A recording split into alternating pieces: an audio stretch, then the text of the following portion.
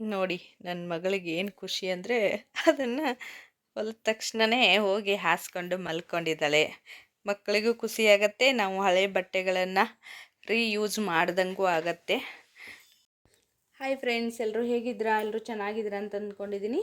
ಹಳೆ ನೈಟಿಗಳನ್ನು ಬೀಸಾಗೋಕ್ಕಿಂತ ಈ ಥರ ರೀಯೂಸ್ ಮಾಡೋದ್ರಿಂದ ಎಷ್ಟು ಉಪಯೋಗ ಇದೆ, ಹೇಗೆ ಮಾಡೋದು ಅಂತೆಲ್ಲ ತೋರಿಸ್ತೀನಿ. ಎಲ್ಲೂ ಸ್ಕಿಪ್ ಮಾಡಬೇಡಿ, ಪೂರ್ತಿ ವಿಡಿಯೋನ ನೋಡಿ.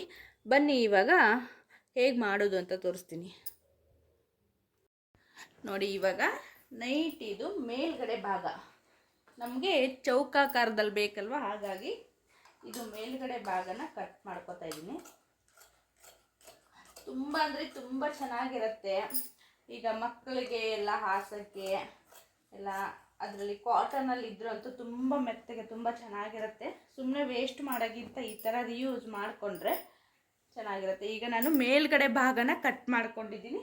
ಈಗ ಸೈಡ್ಗೆ ನಮಗೆ ಜಾಸ್ತಿ ಬರುತ್ತಲ್ಲ, ಅದನ್ನು ಸ್ಟ್ರೇಟಾಗಿ ಕಟ್ ಮಾಡ್ಕೊತಾ ಇದ್ದೀನಿ.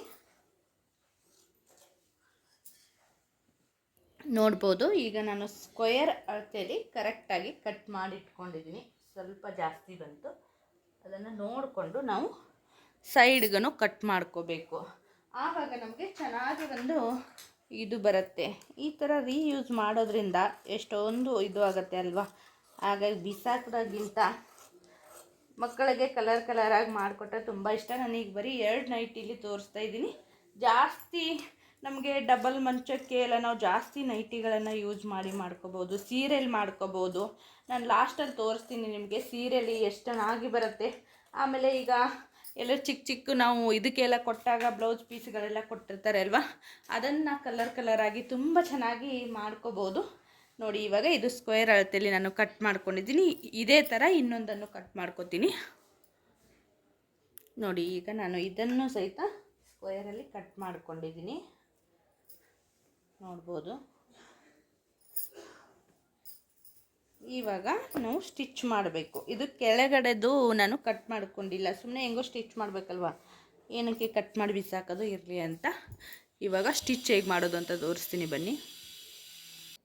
ನೋಡಿ, ಇವಾಗ ನಾನು ಇದು ಉಲ್ಟಾ ಇರೋದು, ಇಲ್ಲಿ ಎರಡು ಸೀದಾ ಭಾಗನ ಹಿಂಗೆ ಹಾಕ್ಕೊಂಡ್ರೆ ನಮಗೆ ಹೊಲಿಸ್ಕೊಂಡಾಗ ಕರೆಕ್ಟಾಗಿ ಸಿಗತ್ತೆ.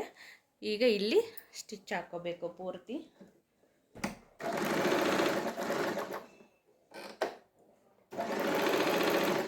ಓರ್ಲಾಕದ ಹಾಕಿದ್ದೆ, ಹಾಗೆ ಬಿಟ್ಟಿದ್ದೀನಿ. ನೋಡಿ, ಈಗ ಫುಲ್ಲು ಸ್ಟಿಚ್ ಹಾಕ್ಕೋಬೇಕು ನಾವು. ಇದೇ ಥರದಲ್ಲಿ ಫುಲ್ಲು ಸ್ಟಿಚ್ ಹಾಕ್ಕೋತೀನಿ. ನೋಡಿ, ಇವಾಗ ನಾನು ಒಂದು ಕಡೆ ಸ್ಟಿಚ್ ಹಾಕ್ಕೊಂಡಿದ್ದೀನಿ. ಅದೇ ಥರ ನಮಗೆ 3 ಕಡೆನೂ ಈ ಸೈಡನ್ನು ಹಾಕ್ಕೋಬೇಕು ನಾವೀಗ. ಅಂದರೆ ಈ ಕಡೆ ಸೈಡ್ ಈ ತುದಿ ಒಂದು ಕಡೆ ಓಪನ್ ಬಿಡಬೇಕು. ಆವಾಗ ನಮಗೆ ಅದನ್ನು ಉಲ್ಟಾ ಮಾಡಿಬಿಟ್ಟು ಕರೆಕ್ಟ್ ಮಾಡ್ಕೊಳ್ಳೋಕ್ಕೆ ಸರಿ ಹೋಗುತ್ತೆ. ಈಗ ಈ ಸೈಡಲ್ಲಿ ನಾನು 2 ಸೈಡಲ್ಲೂ ಹೊಲಿಗೆ ಹಾಕೋತೀನಿ. ಈಗ ನಾನು ಈ ಹೊಲಿಗೆ ಹಾಕೋಗಿಂತ ಮುಂಚೆ ಇನ್ನೊಂದು ಇದೆ ಅಲ್ವ ನಮ್ಮ ನೈಟಿ, ಅದನ್ನು ಸೇಮ್ ಇದೇ ಥರ ಒಂದು ಸೈಡ್ಗೆ ನಾನು ಜಾಯಿಂಟ್ ಮಾಡ್ಕೋತೀನಿ. ಆಮೇಲೆ ಎರಡನ್ನು ಜಾಯಿಂಟ್ ಮಾಡಿ ನಾವು ಒಟ್ಟಿಗೆ ಮಾಡಿಕೊಂಡಾಗ ನಮಗೆ ಡಬಲ್ ಸ್ಟಿಚ್ ಆಗಲ್ಲ. ಸುಮ್ಮನೆ ಇಲ್ಲಾಂದರೆ ನಾವು ಡಬಲ್ ಸ್ಟಿಚ್ ಹಾಕಬೇಕು. ಹಾಗಾಗಿ ಇವಾಗ ಇದನ್ನು ಅದೇ ಥರ ನಾನು ಸ್ಟಿಚ್ ಹಾಕೋತೀನಿ. ನೋಡಿ, ಇದನ್ನು ಅದೇ ಥರ ಸೀದಾ ಇರೋದನ್ನು ಒಳಗಡೆ ಹಾಕಿ ಉಲ್ಟಾ ಮಾಡಿ ಸ್ಟಿಚ್ ಹಾಕೋತಾ ಇದ್ದೀನಿ. ಇವಾಗ ಎರಡನ್ನು ಜಾಯಿಂಟ್ ಮಾಡಿ, ಇದು ಸೀದಾ ಭಾಗ, ಇದು ಉಲ್ಟಾ ಭಾಗ, ಇವೆರಡಕ್ಕೂ ನಾವು ಒಂದು ಕಡೆ ಇಲ್ಲೇನು ನಮಗೆ ಹೊಲಿಗೆ ಬರುತ್ತೆ ಇದನ್ನು ಓಪನ್ ಇಟ್ಬಿಟ್ಟು 3 ಸೈಡು ಹೊಲಿಗೆ ಹಾಕೋಬೇಕು. ಆವಾಗ ನಾವು ಇದನ್ನು ತೀರಿಸ್ಕೊಂಡ್ರೆ ಅಂದರೆ ಒಂದೇ ಹೊಲಿಗೆಯಲ್ಲಿ ಆಗುತ್ತೆ ನಮಗೆ. ಸುಮ್ಮನೆ ಪದೇ ಹೊಲಿಗೆಗಳನ್ನು ಹಾಕೊಳ್ಳೋಕ್ಕಿಂತ ಒಂದೇ ಇದರಲ್ಲಿ ಮುಗಿಯುತ್ತೆ. ಹಾಗಾಗಿ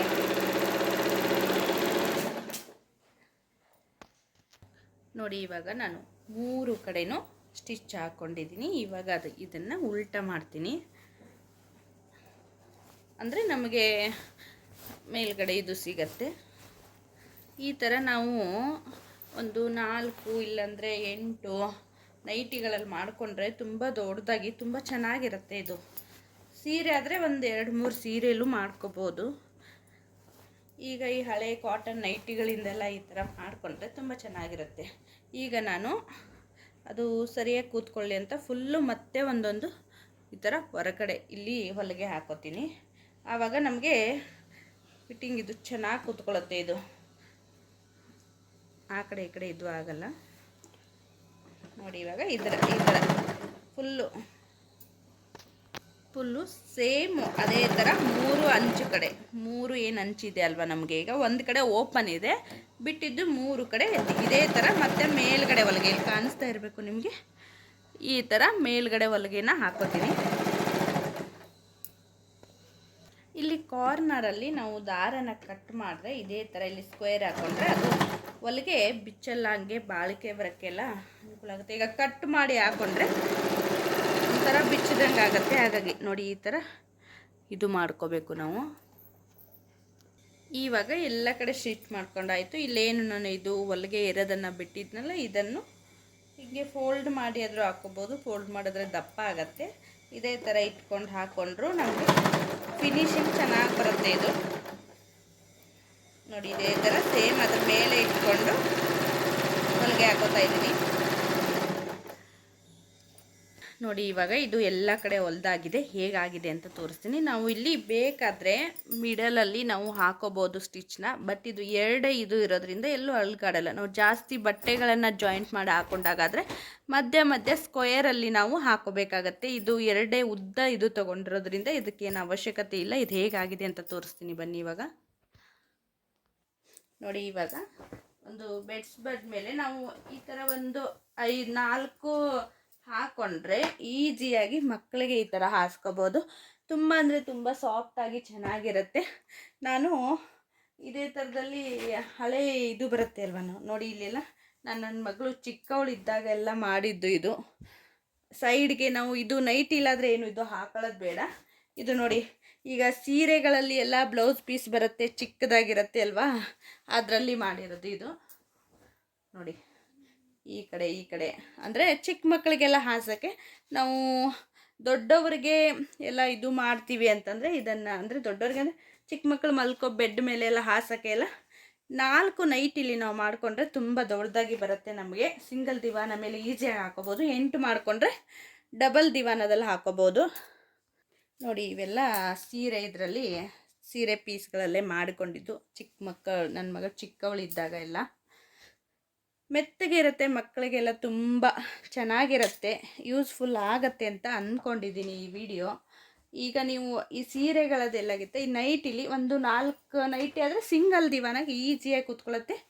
8 ನೈಟಿ ಹಾಕಿ ನಾವು ಈ ಥರ ಜೋಡಿಸ್ಕೊಂಡ್ರೆ ಡಬಲ್ ಮಂಚಕ್ಕೆ ಚೆನ್ನಾಗಿರುತ್ತೆ. ಹೇಗೆ ಅನ್ನಿಸ್ತು, ಇಷ್ಟ ಆಯಿತು ಅಂತ ಅಂದ್ಕೊಂಡಿದ್ದೀನಿ. ಇಷ್ಟ ಆದರೆ ಲೈಕ್ ಮಾಡಿ, ಶೇರ್ ಮಾಡಿ.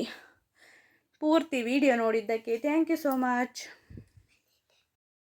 ನೋಡಿ, ನನ್ನ ಮಗಳಿಗೆ ಏನು ಖುಷಿ ಅಂದರೆ ಅದನ್ನು ಹೊಲಿದ ತಕ್ಷಣವೇ ಹೋಗಿ ಹಾಸ್ಕೊಂಡು ಮಲ್ಕೊಂಡಿದ್ದಾಳೆ.